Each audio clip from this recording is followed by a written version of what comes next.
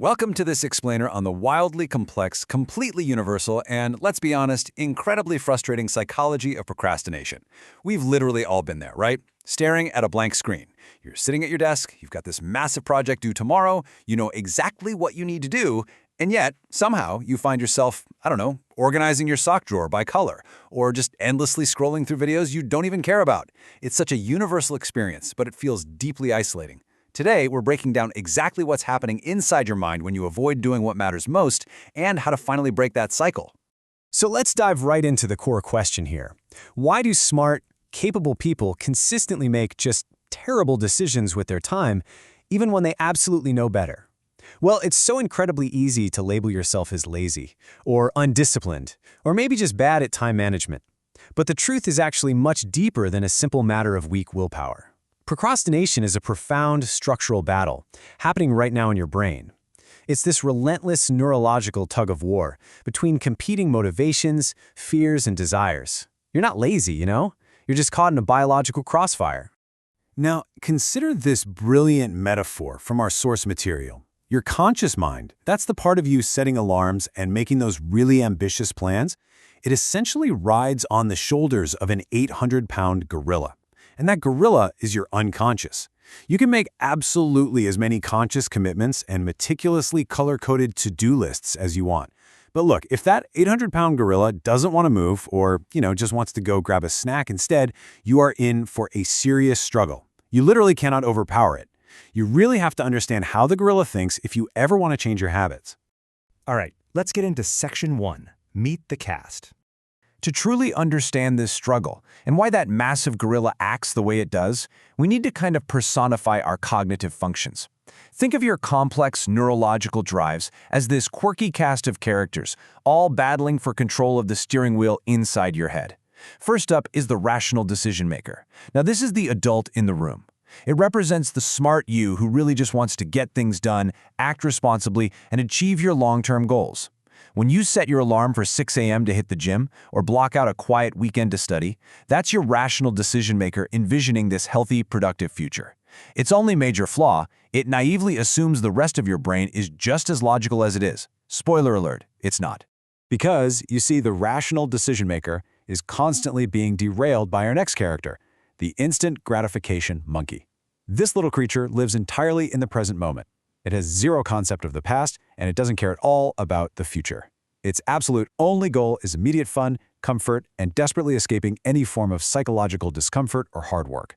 The monkey is essentially a toddler with its hands glued to the steering wheel of your life. It's the one clicking on that irresistible video when your fingers really should be typing out that report. Then we have future you. And man, future you is the instant gratification monkey's absolute best friend. This is the imaginary, highly idealized person we constantly saddle with all of our delayed responsibilities. We confidently brush off work, telling ourselves, you know what, I'm too tired right now. I'll just let future me handle this tomorrow. Future me is going to have so much more energy. But unfortunately, future you doesn't actually exist. By the time tomorrow rolls around, it's just present you all over again. The exact same tired, stressed version of you, but now left entirely stuck with the immense consequences of the monkey's fun. And finally, the panic monster arrives. This is a terrifying creature that stays completely dormant while the monkey plays. It just slumbers quietly through the weeks of wasted time. But when a deadline gets dangerously close, or there's a sudden threat of public embarrassment or career failure, boom, the panic monster wakes up, screaming. And here's the absolutely critical dynamic. The panic monster is the absolute only thing that makes the monkey run away in terror. When the monkey finally flees, the rational decision maker can step back in and finish the job. But relying on this chaotic system, it means living in a constant, exhausting state of low-grade anxiety. So let's look at how this plays out in Section 2, the matrix of distraction. Let's look at the playground where these characters actually operate to see exactly how our logic fails us day in and day out. By mapping these behaviors onto the famous Eisenhower matrix, we can see exactly where our time goes. The rational decision maker desperately wants to work stress-free up in Quadrant 2. That's the zone of things that are important but not urgent. Long-term projects, deep planning, learning a new skill. But the monkey absolutely hates Quadrant 2 because it requires significant effort with zero immediate reward. So it tricks us into the urgent but totally meaningless busy work of Quadrant 3 just to make us feel productive. Or it drags us entirely into the time-wasting, instant gratification zone of Quadrant 4.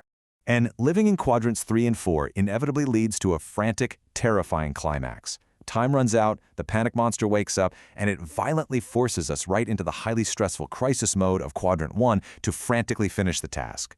We pull the all-nighter, we're typing the final sentence as the sun comes up, and yeah, you get the work done, sure, but at what cost?